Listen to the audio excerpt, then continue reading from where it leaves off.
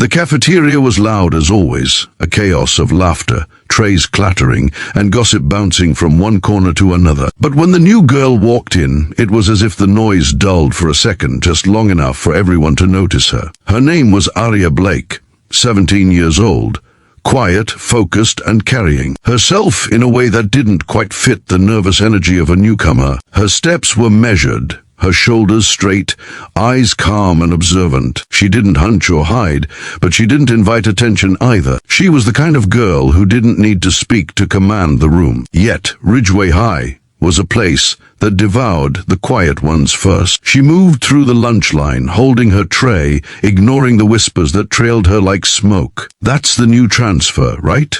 one girl muttered. "I heard she came from some weird boarding school." Another snickered, "Probably got kicked out." Look at her acting all serious.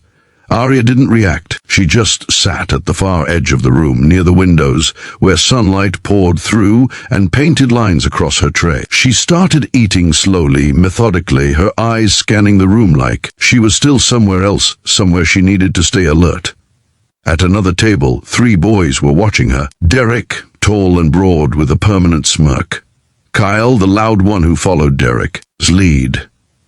And Mason, the one who laughed at everything even when it wasn't funny. They were the kind of boys who'd been kings of Ridgeway for years, used to getting away with anything. They saw Aria as new prey, a quiet girl with no friends, no backup, and no clue how things worked here. "Looks like we got a new target," Derek said, leaning back in his chair.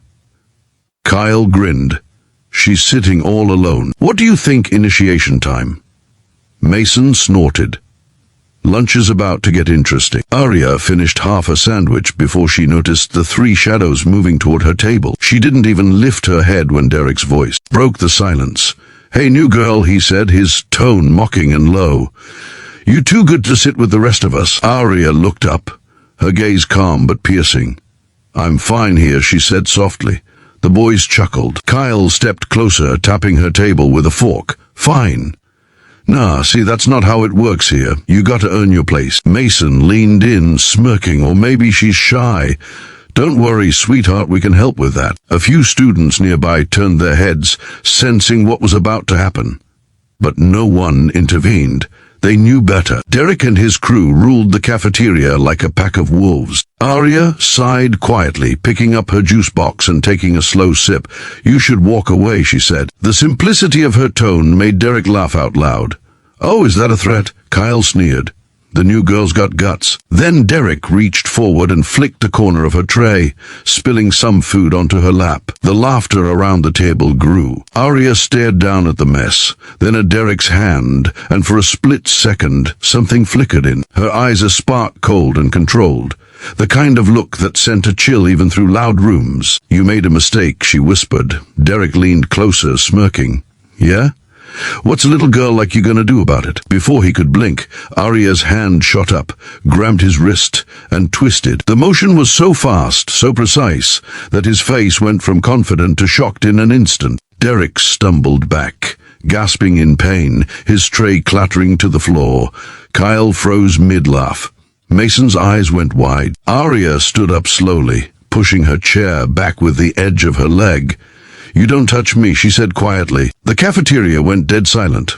Even the sound of chatter seemed to vanish as everyone stared. Derek tried to recover, shaking out his wrist and fuming. "You think you're tough, huh?" he barked. "You're gonna regret that." He swung his arm toward her, a clumsy, angry motion, but Aria sidestepped, grabbed his elbow, and guided his momentum downward. Derek's face slammed into the table edge with a dull thud. The entire cafeteria gasped. Kyle lunged forward, yelling something, but Aria's knee came up fast, connecting with his stomach. He dropped with a wheeze, clutching his midsection.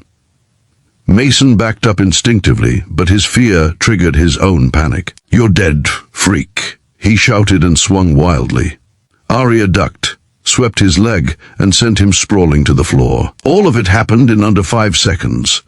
The cafeteria erupted in chaos. Some students cheered, others screamed. Phones came out, and within moments the school had footage of the new girl dropping 3 bullies like it was nothing. Aria stood still among the noise, breathing slow, her eyes focused, not angry, not out of control, just alert, like a soldier after an exercise.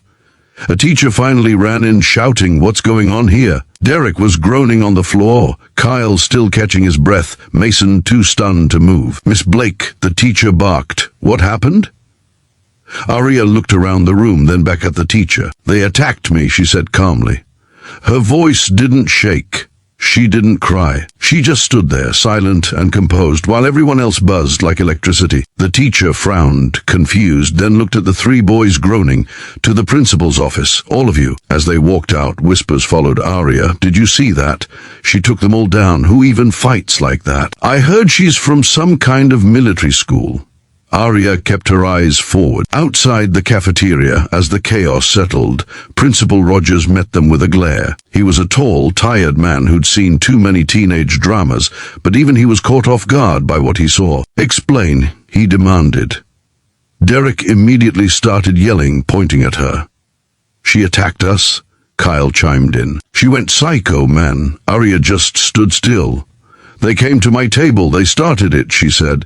The principal narrowed his eyes. "Is that true?" The cafeteria footage was already circulating, and within 10 minutes, a student had shown the clip to the school staff. The video left no doubt Aria hadn't started it.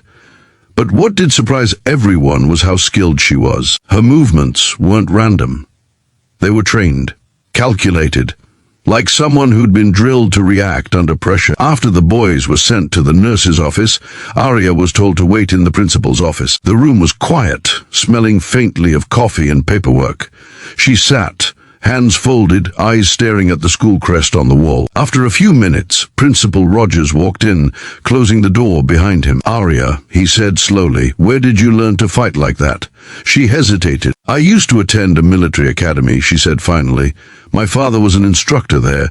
He taught me how to defend myself." The principal nodded slowly. "Well, you certainly did that." He sighed, rubbing his forehead. "You're not in trouble, but I need you to understand you can't go around fighting students." Aria's expression didn't change. "I didn't want to fight them," she said quietly, "but I won't let anyone treat me like that." There was silence between them for a moment. Then the principal leaned back, studying her. "You've got discipline, Miss Blake. Maybe too much for this place." He shook his head. "Go to class. I'll handle the rest." That afternoon the school felt different. Everywhere Aria walked, people whispered. Some nodded at her in respect, others avoided her like she was dangerous. But she didn't care. She wasn't here to impress anyone. She just wanted peace. When she got home that evening, her guardian, an older woman named Martha, who, taken her in after her father passed, was waiting at the kitchen table. "I got a call from the school," Martha said softly. "They told me what happened." Aria placed her bag down. "They came after me first," she said. Martha nodded. "I know. Sweetheart, I'm not angry. I'm just worried. You can't solve everything with combat." Aria looked away. "At the academy, that's all we were taught, to stand our ground." Martha sighed, reaching out to hold her hand. "This isn't the academy anymore. It's high school.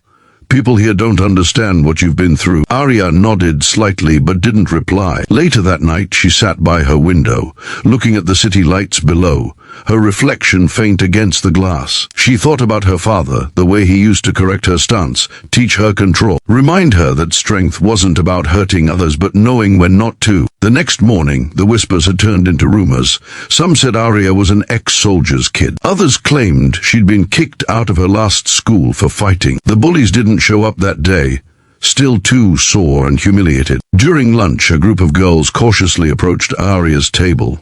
"Hey," one of them said shyly, "that was crazy yesterday. You were amazing." Aria looked up, unsure how to respond. The girl smiled nervously. "If you ever want to sit with us, you can." Aria gave a small nod. "Thanks." But as the day went on, she could sense tension building again, not from the students, but from Derek. She saw him at the far end of the hallway, his wrist bandaged, his expression full of rage. His pride had been shattered, and she knew guys like him didn't forget humiliation easily. That night, as Aria walked home, she had a strange feeling someone was following her. The streetlights buzzed overhead, the pavement gleaming faintly under the yellow glow. She stopped and turned but saw no one. Still,